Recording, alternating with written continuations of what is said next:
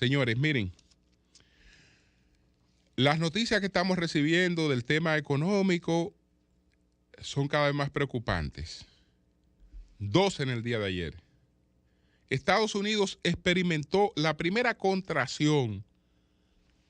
Fíjense que nosotros hemos pasado por una larguísima pandemia. En Estados Unidos no hubo contracción con la pandemia. La primera contracción que experimenta Estados Unidos en los últimos años fue la del primer trimestre de este año, que lo vemos lejos, porque ya estamos a finales de abril. Entonces, bueno, no está lejos el primer trimestre, este es el cuarto, el primer trimestre es el último trimestre evaluable porque el otro no ha transcurrido. Entonces, en el primer trimestre, la economía de Estados Unidos por primera vez en los últimos años experimentó una contracción. Y entonces, ahora esa economía de Estados Unidos con este tema de la contracción en relación con el mismo trimestre de el año anterior, tuvo una disminución de 0,4%. Y las proyecciones pues son de 1.4, es decir, el crecimiento fue de 1.4. ¿Qué significa eso?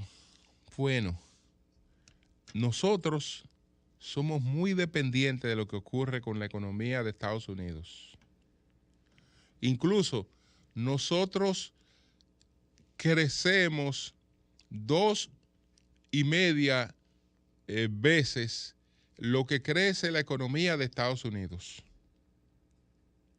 Y fíjense qué tan dependientes somos, que si Estados Unidos crece un 2, tiene un impacto de un 4 en la economía dominicana de crecimiento.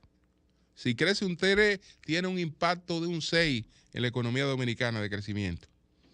No estoy claro qué impacto tenga una contracción. Contracción es una disminución de todas las actividades económicas. Eso es lo que se llama contracción, una disminución de todas las actividades económicas. Eso experimentó Estados Unidos en el primer trimestre de este año. Ahí está sumado, desde luego, los efectos de la guerra, que nos están afectando a todos, pero ahí está sumado los efectos de la guerra, más el tema de la acumulación del deterioro de la cadena de suministro que habíamos heredado de la pandemia del COVID-19. Todos esos problemas, sumados a los de la guerra, son los que traen esta contracción que manda a la baja cualquier proyección de crecimiento de la que estemos partiendo en la República Dominicana. Pero también en América Latina, esas expectativas por la CEPAL fueron variadas. La CEPAL ha variado las expectativas de crecimiento para la región. La CEPAL estaba hablando de 2.1% y la ha variado a 1.8%. La ha variado a 1.8%. ¿Cuáles son las expectativas de crecimiento? Bueno, ya el mundo, por ejemplo, parte de los Estados Unidos, pero el mundo tiene una expectativa de crecimiento de 3,3% para este año. En la América Latina, 1,8%. La América del Sur, 1.5%. Centroamérica y México, 2.3%. Estados Unidos, 2.8%. China, 5%. Entonces,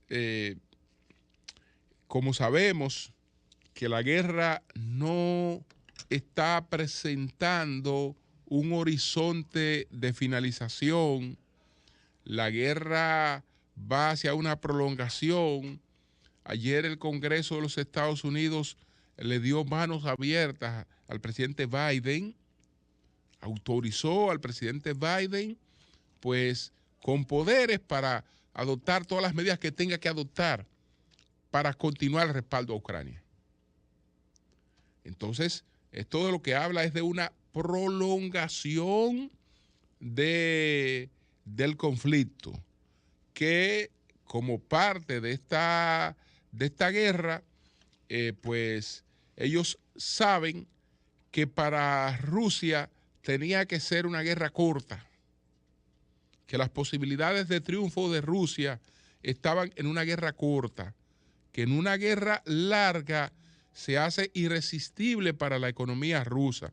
Desde luego, no solo para la economía rusa, porque Rusia se fuñe, pero se fuñe también toda Europa. Y se fuñe Estados Unidos. No hay quien no se fuña con esta situación que va hacia una prolongación para concluirla por cansancio. Porque OTAN y Estados Unidos y Europa han encontrado, no sé si la facilidad que andaban buscando para reducir a Rusia.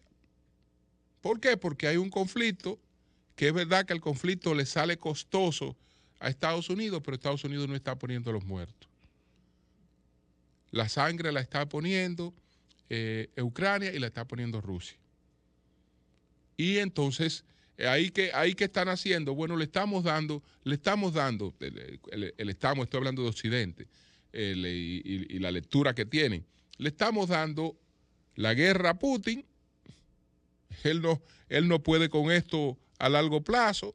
Él empezará incluso a tener situaciones internas producto de la crisis económica que está levantando en Rusia y producto de que este conflicto en su prolongación les pone de espalda los intereses de la oligarquía que lo aupó a partir de lo que se llamó el beso de la muerte de Yeltsin, que se entendía que cuando Yeltsin escoge a Putin como su sucesor, como Yeltsin estaba en ese momento en una situación de tanto desprestigio, lo que se dijo entonces fue que Yeltsin le había dado el beso de la muerte a Putin cuando lo escoge prácticamente como su heredero político. Pero él se sacudió de ese desprestigio que acumulaba hasta ese momento Yeltsin, que en esos momentos el problema no era Ucrania, eran los chechenos, y era muy impopular la guerra en Chechenia, en Rusia, pero a pesar de ser una guerra impopular, Putin entendió que buscando resultados concretos la convertía en popular. Y la hizo popular, es decir, le generó a la guerra en Chechenia el apoyo que esa guerra no había concitado en Rusia. Y a partir de ahí su historia empezó a ser otra. Empezó a ser otra la historia de Vladimir Putin. Entonces, bueno, tenemos, señores, que seguir adoptando medidas. Tenemos que seguir adoptando medidas. La vida como la hemos vivido tiene reducciones. Tenemos que readaptarnos a esas reducciones porque no estamos hablando de problemas económicos ajenos. No estamos hablando de problemas de teorizaciones de la economía. No. Estamos hablando de cosas que repercuten entre nosotros y que empeoran la inflación, empeoran el costo del dinero en todos los sentidos. Entonces, para esas cosas hay que prepararse porque estas noticias de la contracción en Estados Unidos y de la proyección a la baja que ha dado la CEPAL de la economía en América Latina, que han llegado juntas, pues son noticias realmente muy, muy preocupantes.